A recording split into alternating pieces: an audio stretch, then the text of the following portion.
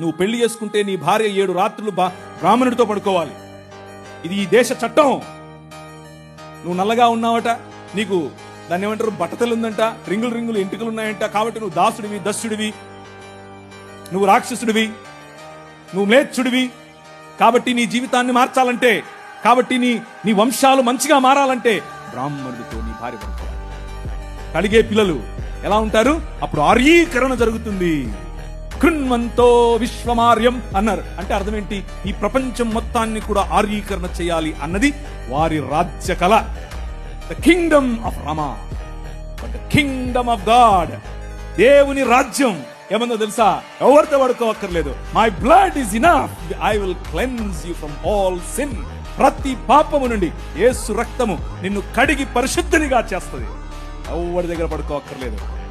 మనం ఈ దేశానికి ఒక చట్టం ఇచ్చాం. ఏం చట్టం ఇచ్చాం? 1819లో. ఇదంతా నేను సుట్టి కొడుతున్నా అనుకున్నారా? చట్టం ఇది. ఒక్కసారి చరిత్ర తిరిగేయండి. ఇదంతా నీ రాజు చేశాడు ఈ దేశానికి. నీ రాజు తీసుకొచ్చాడు. నల్లట్ట పుస్తకం మోసుకొచ్చినోళ్ళు కష్టపడి బిల్లులు వేసి రిట్ పిటిషన్లు వేసి నిలబడి కొట్లాడి నీకు ఇచ్చిన హక్కిది.